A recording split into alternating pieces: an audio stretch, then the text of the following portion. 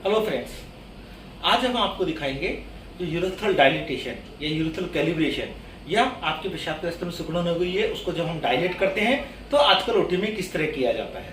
पहले तो ब्लाइंडली करते थे, ओपीडी में करते थे। ब्लाइंडली करने में क्या होता है, एक खड्डा बन जाता, फास्ट पैसेज बन जाता था, पेशेंट को बहुत ब्लीडिंग होता था और सब पेट फुटा करके पाइप कर देते थे। लेकिन आज के टाइम में पुरुष हो या महिला हो, उनका हम लोग यूरेथ्रल डायलिटेशन करके ही उसको ठीक कर सकते हैं, जिसके अंदर किसी तरह का फास्ट पैसेज नहीं होता है, किसी तरह की इंजरी नहीं होती है। चलिए आपको हम उसके इंस्ट्रूमेंट बताते हैं, हम क्या क्या इंस्ट्रूमेंट उसको यूज करते हैं।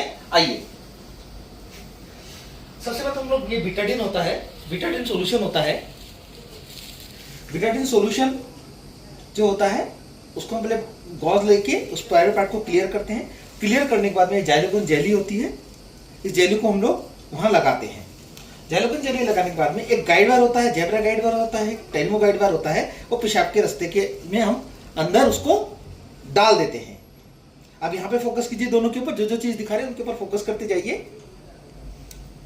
ये गाइड वायर होता है, ये दोनों गाइड वायर है। पहले गाइड वायर पेंटिंग डिपिंग करने के बाद जाइलोगोन जेली देते हैं, उसको गाइड वायर पर डाल देते हैं और गाइड वायर के ऊपर से ये एक सीक्वेंशियल डायलेटर सेट होता है।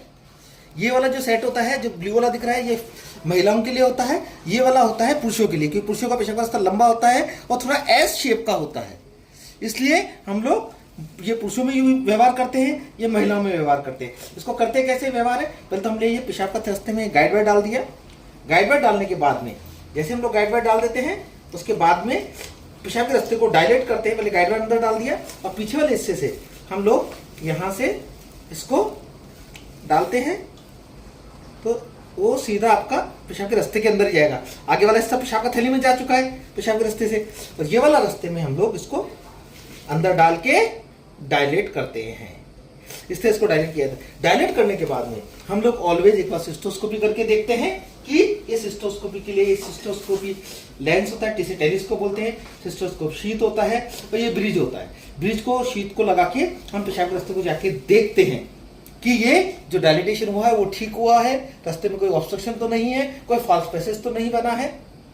उसके बाद में जरूरत होता है तो ये ओटिस यूरेथ्रोटोम होता है, जिसको हम लोग डायलेट कर सकते हैं।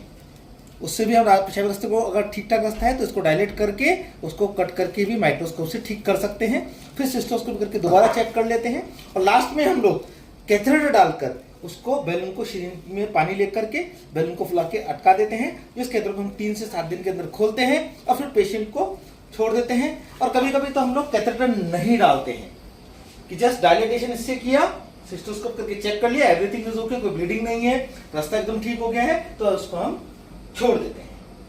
तो अगर ये हमारा यूरेथ्रल डायलिटेशन या यूरेथ्रल कैलिब्रेशन या पेशाब का रास्ता पतला हो गया है, उसको कैसे डायलेट करते हैं, कैसे बड़ा करते हैं, उसके इंस्ट्रूमेंट के बारे में आज जानकारी दी। और मेरा वीडियो आपको पसंद आया है तो उसे शेयर कीजिए, सब्सक्राइब कीजिए, लाइक कीजिए। नमस्कार।